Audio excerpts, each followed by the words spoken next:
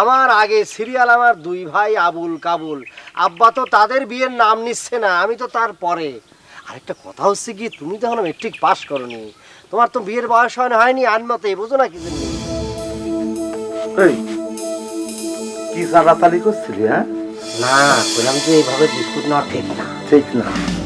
আচ্ছা, ওরা যে এত ফুটানিগিরি করে, এত টাকা পয়সা পায় কোথায়? হ্যাঁ আসলে হয়েছে কি চাচা, আপনার নামেই মতলব কামে না। আপনার প্রত্যেকটা ছেলে আপনার সে অনেক বড় মতলব বাদ মনে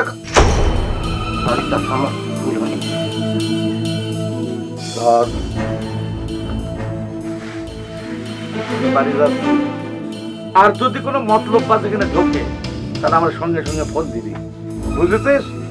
মনে থাকে জানো।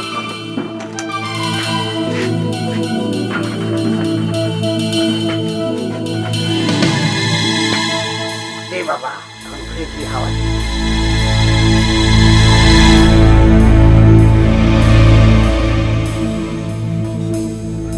বাহ, ফ্যানের হাওয়া আর হাতের হাওয়া।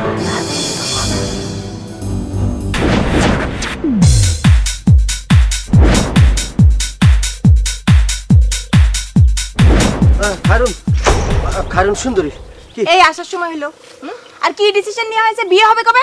কবে বিয়ে হবে? ওরে আল্লাহ রে আল্লাহ, এত অস্থির হলি পরে চলবে? তুমি বিষয়টা তো বুঝতে হবে, বাস্তবতা বুঝতে হবে।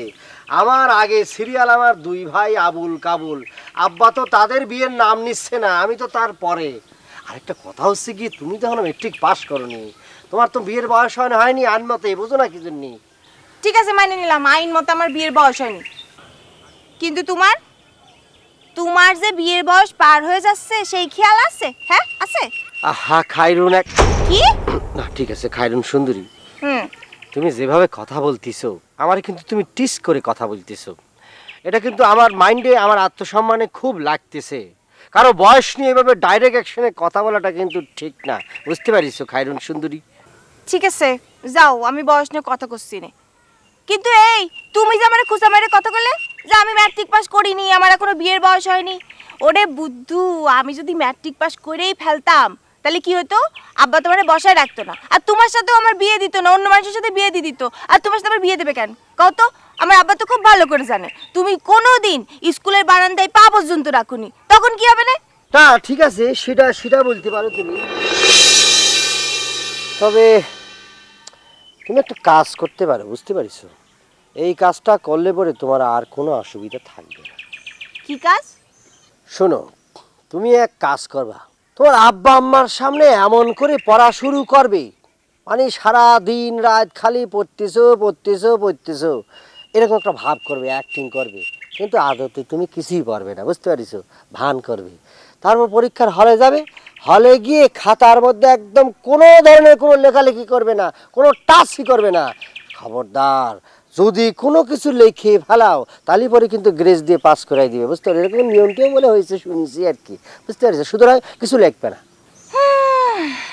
বাবা, তোমার মাথায় তো চমৎকার বুদ্ধি, তুমি যখন এত কিছু বোঝো তোমার বাবারে বলতে পারো না যে তুমি আমারে বিয়ে করবা? বিয়ের কথা তো তুলতেই পারো না। আসলে কি হয়েছে জানো, তোমার সাথে আমার ইয়ে করাটাই ভুল হয়ে গেছে। আহা বুঝতে পারিছি তোমার মাথাটা গরম হয়ে গিয়েছে, চলো তোমার মাথা ঠান্ডা করার ব্যবস্থা করতেছি। কোথায় যাবো? আমার সাথে চলো, গেলেই তুমি বুঝবানি তোমার মাথা ঠান্ডা হয়ে যাবে, দিল ঠান্ডা হয়ে যাবে, চলো আসো। কোথায় যাবা? আরে শুধু এরকম রাগ করলি পরে হবে নাকি?